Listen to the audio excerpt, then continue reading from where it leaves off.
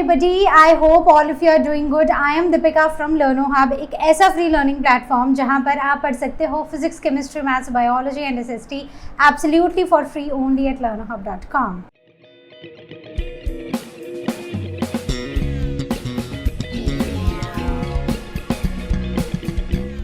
तो आज हम ICSE क्लास 9 ज्योग्राफी का एक ऐसा चैप्टर शुरू करने जा रहे हैं जो हमें बताएगा कि हमें आज के टाइम पर क्या करना चाहिए।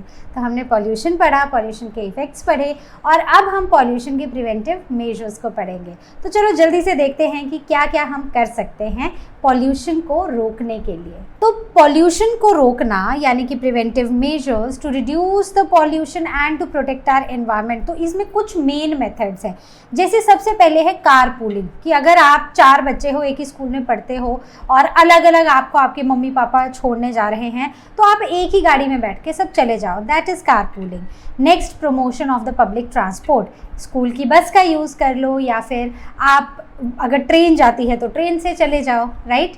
देन नो स्मोकिंग जोन, तो नो स्मोकिंग जोन्स बनाने हैं, restricted use of fossil fuels, energy को सेव करना है एंड एनकरेजिंग ऑर्गेनिक फार्मिंग। तो स्टार्ट करते हैं with the ambient air quality standards in India. तो ambient air quality is basically the condition of the outdoor air and it is set by CPCB, that is Central Pollution Control Board ने कुछ standard set किए हैं। तो based on Air Prevention and Control Pollution Act 1981, CPCB sets nationwide standards to control the air pollution और जो latest standards हैं notified on 18 November 2009, right. तो अब ऑब्जेक्टिव्स क्या हैं इनके? So objectives are arrest the deterioration of the air quality in India and empower CPCB to control and monitor the air pollution. तो एक तो हमें एयर क्वालिटी को गिरने से रोकना है और दूसरा हमारा काम है कि हमें CPCB यानी सेंट्रल पॉल्यूशन कंट्रोल बोर्ड को एम्पावर करना है ताकि वो इस पॉल्यूशन को कंट्रोल कर पाए और इसको मॉनिटर कर पाए। मेन फंक्शंस क्या हैं CPCB के? Advise the central government on air quality improvement, कैसे हम इम्प्रूव कर सकते हैं वो बताना। Plan and execute nationwide air pollution control programs, provide technical assistance to the state boards, right. Then sponsor investigations and researches, की research करना, investigate करना पॉल्यूशन कहाँ ज़्यादा है, कहाँ कम है, ज़्यादा क्यों है, कम क्यों है। Collect, compile and publish the data on air pollution, तो जो भी उनको डेटा मिलता है उसको कलेक्ट करो, कंपाइल करो और फिर उसको पब्लिश करो। And lay down the standards for air quality, और एयर क्वालिटी को सही बनाए रखने के लिए कुछ स्टैंडर्ड्स सेट करना। Now starting with the first measure that is car pooling. तो car pooling basically sharing a car journey with the others. अब या तो कार मतलब राइड को शेयर कर लो, अगर आप एक कैब बुक कर रहे हो तो उस राइड को शेयर कर लो, लिफ्ट ले लो किसी से या फिर किसी और को लिफ्ट दे दो। या कोवोचुराज, मतलब जिसका मतलब होता है कार की शेयरिंग करना, राइट। तो इससे क्या होता है, इससे हमारी इंडिविजुअल लेवल पर कॉस्ट भी कम होती है, टोल्स भी कम लगते हैं, ट्रैफिक कंजेशन भी कम होता है और पार्किंग की नीड्स भी कम हो जाती हैं। 4 लोग एक ही जगह 4 कार्स में जाएंगे, 4 पार्किंग स्पेस चाहिए, वहीं पर 4 लोग एक कार में एक जगह पर जा रहे हैं तो 1 पार्किंग स्पेस चाहिए। तो इससे overall cost, tolls, traffic congestion और पार्किंग सब कम होता है। It helps to reduce the carbon emissions and the use of fuel, तो जो धुएं में निकल रहे एमिशंस हैं वो कम होंगे और फ्यूल का यूज़ भी कम होगा। Encouraged by authorities during high pollution और द फ्यूल शॉर्टेज पीरियड्स। तो जैसे आपने दिल्ली में देखा होगा ऑड इवन रूल लगता था, तो अलग अलग तरह के स्टेप्स उठाए जाते हैं by government to reduce the air pollution. Then works best where people live और work close with one another. ठीक है, ये वहाँ पर अच्छा है कि एक अपार्टमेंट है, वहाँ से 4 लोग जाते हैं, एक ही ऑफिस, तो 4 लोग एक ही गाड़ी में चले जाओ, एक हफ्ते एक हफ्ते दूसरा, एक हफ्ते नेक्स्ट, ऐसे करते जाओ।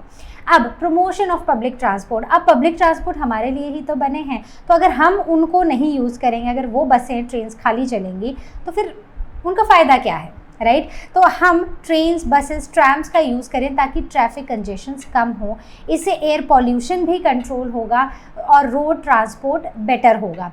It must be encouraged to make the transport sustainable। Next बात करते हैं नो स्मोकिंग जोन्स। तो कुछ नो स्मोकिंग जोन्स बना दिए जाने चाहिए, स्मोक फ्री एरियाज़ बना दिए जाने चाहिए पब्लिक प्लेसेस और वर्क प्लेसेस पे, ताकि जो नॉन स्मोकर्स हैं हम उन्हें पैसिव स्मोकिंग से बचा सके। तो आपने रिसेंटली सुना होगा, मतलब न्यूज़ में भी काफ़ी रहा था ये टर्म पैसिव स्मोकिंग। तो मान लो ऐसा है कि आप स्मोकिंग नहीं करते हो, ठीक है, आप नहीं करते हो, मानना नहीं है, आप नहीं करते हो, और आपके आसपास कोई करता है, स्मोकिंग करता है, राइट। तो जितना नुकसान उसको हो रहा है ना, उतना ही इक्वल या फिर उससे भी ज़्यादा नुकसान आपको हो सकता है उसके स्मोकिंग करने की वजह से। बात समझ गए। तो ये पैसिव स्मोकिंग को रोकने के लिए नो स्मोकिंग जोन्स बनाना भी ज़रूरी है। It reduces the risk of heart disease, cancer and emphysema. तो ये सारी डिजीज़ के रिस्क कम होते हैं जब हम नो स्मोकिंग जोन्स बनाते हैं। ऐसे सिंबल स्ट्रिक्टली मार्क्ड होने चाहिए उन एरियाज़ में, रिस्ट्रिक्टेड एरियाज़ में जहाँ पर स्मोकिंग अलाउड नहीं होती है। And the restricted use of the fossil fuels. तो जो हम कोल, ऑयल, नेचुरल गैस का यूज़ कर रहे हैं, ये मेजर हमारे सोर्सेज हैं, राइट। और ये नॉन रीन्यूएबल भी हैं, मतलब एक बार एग्जॉस्ट हो गए तो अब इनको बनने के लिए मिलियंस ऑफ ईयर्स लगेंगे, और मिलियंस ऑफ ईयर्स के लिए भाई हम तो हैं नहीं, ना ही हमारी जनरेशन्स हैं, राइट। हमें क्या पता क्या होगा।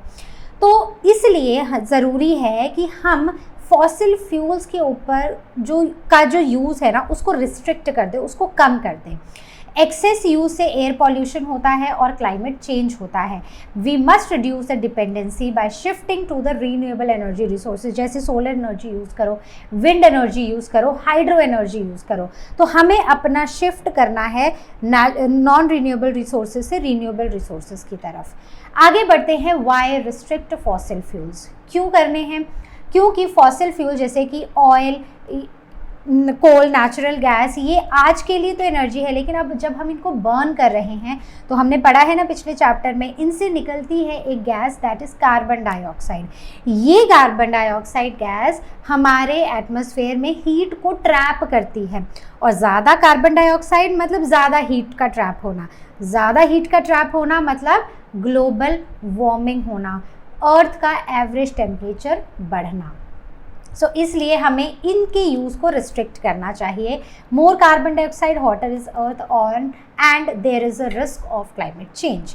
अदर प्रॉब्लम्स क्या हैं? तो प्रॉब्लम्स ये हैं कि इनसे एयर पॉल्यूशन होता है, carbon monoxide, sulphur dioxide, hydrocarbons, particulate matters, ये सब रिलीज़ होते हैं, जिनसे मतलब ये फॉसिल फ्यूल्स के बर्न होने से रिलीज़ होते हैं, जिससे हमारा एनवायरनमेंट और भी खतरे में आता है, हमारे एनवायरनमेंट में पॉल्यूशन और भी ज़्यादा बढ़ता है। इससे हेडेक, स्ट्रेस, ब्रोंकाइटिस, निमोनिया और एसिड रेन जैसी चीज़ें होती हैं। अब गवर्नमेंट ने क्या स्टेप्स लिए हैं? गवर्नमेंट को स्टेप्स लेने चाहिए to limit the use of fossil fuels, और ये कार्बन डाइऑक्साइड की एमिशन को गवर्नमेंट को ऐसे स्टेप्स लेने चाहिए कि ये कम हो जाए। रीन्यूएबल एनर्जी रिसोर्सेज को प्रमोट करना चाहिए और CFC के ऊपर बैन लगाना चाहिए। काफ़ी कंट्रीज़ में बैन लगा हुआ है जिससे ओजोन लेयर को प्रोटेक्ट किया जा सके। अब रिकॉल करें, ओजोन लेयर को अगर प्रोटेक्ट नहीं करेंगे तो क्या होगा? तो रिकॉल करो, हमने लास्ट 2 चैप्टर्स में पढ़ा था कि जब ओजोन लेयर होती है जो स्ट्रेटोस्फेयर में है, तो जो अल्ट्रा वायलेट रेज सन से आती है, ये अल्ट्रा वायलेट रेज को रिफ्लेक्ट बैक कर देती है, मतलब रिफ्लेक्ट कर देती है, ये अंदर को नहीं आने देती अर्थ के एटमॉस्फेयर में। लेकिन जब ओजोन लेयर डैमेज होती है तो अल्ट्रा वायलेट रेज हमारे एटमॉस्फेयर में एंटर करती हैं, हम तक पहुंचती हैं और cancer, skin irritation, skin cancer जैसी काफ़ी सारी प्रॉब्लम्स लेकर आती हैं। आगे बढ़ते हैं, सेविंग एनर्जी। तो देखो भाई, एनर्जी को कंजर्व करना, सेव करना बहुत इंपॉर्टेंट है, उससे हम पॉल्यूशन को भी कम करते हैं। लेस पावर यूज़, जितना कम यूज़ करेंगे, फ्यूअर फ्यूल एमिशंस होंगे फ्रॉम द पावर प्लांट। सो जितना कम फ्यूल यूज़ करोगे उतने ही कम एमिशंस पावर प्लांट से देखे जाएंगे। हमें LED बल्ब्स और एफिशिएंट अप्लायंसेस का यूज़ करना चाहिए जिससे ये पॉल्यूशन कम हो। लाइट्स, फैंस तब टर्न ऑफ कर दो जब हमें उसकी ज़रूरत ना हो, और इनकरेज करो कारपूलिंग और पब्लिक ट्रांसपोर्ट को। आगे बढ़ते हैं CFC का कंट्रोल। तो CFC एरोसोल्स और रेफ्रिजरेटर से निकलता है। इनके ऑल्टरनेटिव्स ढूंढने चाहिए, मतलब इनके इको फ्रेंडली ऑल्टरनेटिव्स हमें ढूंढने चाहिए ताकि ये गैसेस, ये हार्मफुल गैसेस हमारे एटमॉस्फेयर में रिलीज ही ना हो। So some nations they have banned CFCs entirely and they are spurring cleaner innovations। तो cleaner innovations की तरफ वो जा रहे हैं। अब renewable energy and the new alternatives, तो की क्लीन एनर्जी रिसोर्सेज हैं सोलर एनर्जी जिससे कोई एमिशंस नहीं होती, विंड एनर्जी को हम नेचुरली हार्नेस करते हैं, नेचुरल विंड को, और न्यूक्लियर एनर्जी की आउटपुट ज़्यादा है और स्मोक नहीं है। लेकिन न्यूक्लियर एनर्जी को हार्नेस करने के लिए अब हमें काफ़ी प्रिकॉशंस भी लेने पड़ते हैं ताकि यहाँ से कुछ भी रेडिएशन, न्यूक्लियर चीज़ें बाहर ना आएँ जिससे हमारा एनवायरनमेंट अफेक्ट हो, जिससे हमारे लोग अफेक्ट हो। एडवांटेजेस, पॉल्यूशन नहीं होगा। दूसरा, इससे फॉसिल फ्यूल्स के ऊपर डिपेंडेंसी कम होगी और लॉन्ग टर्म सस्टेनेबल सॉल्यूशंस हमें मिलेंगे। अब नेरी की बात करते हैं। अब आप बोलोगे मैम ये नेरी क्या है? कहीं कहीं पर आप देखना कहीं की जगह का नाम भी होता है, एक दो जगह का मैंने भी सुना है। तो NEERI is basically national environmental engineering research institute, और ये जो रिसर्च इंस्टीट्यूट है it functions under the CPCB यानी कि सेंट्रल पॉल्यूशन कंट्रोल बोर्ड के अंदर ये काम करता है। अब इसका क्या रोल है एयर क्वालिटी की मॉनिटरिंग में? तो सबसे पहले it works under the national ambient air quality monitoring programme, और दूसरा entrusted NEERI to monitor ambient air quality across the India. अब it helps in developing the long term air quality databases for the urban centres जैसे कि Nagpur, Delhi, Chennai, Mumbai, Kolkata and Hyderabad. तो यहाँ पर long term air quality के databases ये डेवलप कर रहा है और उनको वहाँ पर मॉनिटरिंग भी कर रहा है। तो ये एयर के सैंपल्स को कलेक्ट करते हैं, उनको एनालाइज करते हैं 8 days पर मंथ, और they also track the gases, pollutants and the particulate matter के लेवल्स को। तो इन सब चीज़ों को ये ट्रैक भी करते हैं।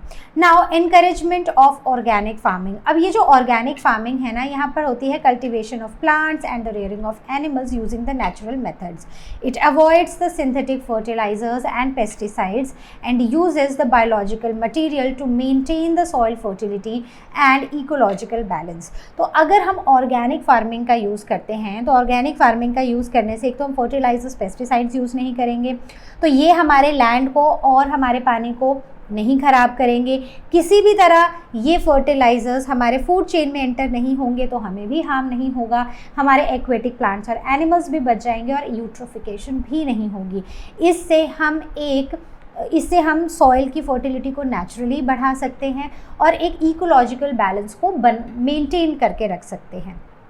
अब बात करते हैं कि ऑर्गेनिक फार्मिंग हमें हेल्प कैसे करती है। पहली बात, सॉइल की हेल्थ को मेंटेन करती है, पॉल्यूशन को रिड्यूस करती है, वेस्टेज को और केमिकल रन ऑफ को मिनिमाइज करती है, और ये सस्टेनेबल कल्टीवेशन को प्रमोट करती है। It is also essential for growing population. अब principles of organic farming. So based on the ecological balance using crop rotation, green manures and compost, then organic waste recycling, biological pest control और mineral and rock additives का use करना। तो ये इन चीज़ों के ऊपर based है। अब इसकी आज इम्पोर्टेंस क्या है? तो ग्रीन रेवोल्यूशन हुआ था कुछ टाइम पहले जहाँ पर केमिकल्स का यूज़ होने लगा, लेकिन अब यही चीज़ अनसस्टेनेबल बन गई है।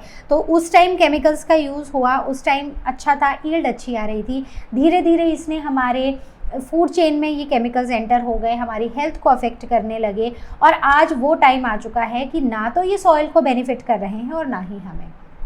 तो हमें ऑर्गेनिक मेथड्स का यूज़ करना है, इको फ्रेंडली मेथड्स का यूज़ करना है, जिससे हमें लॉन्ग टर्म बेनिफिट्स मिले। It helps reduce pollution, climate change by the chemical fertilisers. तो अगर हम केमिकल फर्टिलाइजर्स का कम यूज़ करेंगे तो इससे पॉल्यूशन और क्लाइमेट चेंज भी मतलब उसको भी हम रिड्यूस कर सकते हैं। तो इसलिए हमें केमिकल फर्टिलाइजर्स को ना यूज़ करके ऑर्गेनिक फार्मिंग की तरफ जाना है, ऑर्गेनिक फर्टिलाइजर्स का यूज़ करना है। So the global organic farming market has today reached 63 billion as of 2012, और आज भी मतलब 2012 में थी, 2025 तक तो ये और भी ज़्यादा बढ़ चुकी है। Now what are the features of organic farming? तो एक तो ये हमारी सॉइल की क्वालिटी को प्रोटेक्ट करती है, दूसरा न्यूट्रिएंट साइकिल को इम्प्रूव करती है, क्योंकि ये हमारे सॉइल के माइक्रो ऑर्गेनिजम्स के लिए भी बहुत ज़्यादा हेल्पफुल है। ये उनको मरने नहीं देती और उनको काफ़ी हेल्दी और हैप्पी रखती है। नाइट्रोजन फिक्सेशन बैक्टीरिया और लेग्यूम्स को भी प्रमोट करती है। Then weeds and pest control करती है using natural diversity and the predators. It also conserves the natural habitats and the wild life. So this was all from our today session. I hope short था, अच्छा था, effective था और ज़्यादा कुछ आपको इसमें डिफ़िकल्ट तो है नहीं। तो आराम से इस चैप्टर को पढ़ो, नोट्स का यूज़ करो ताकि आप इस चैप्टर के मास्टर बन जाओ एक ही बार में। तो I see you next time with the next video. Till then you all take care and as you all know, लर्नो हम मतलब फ्री है पर बेस्ट है।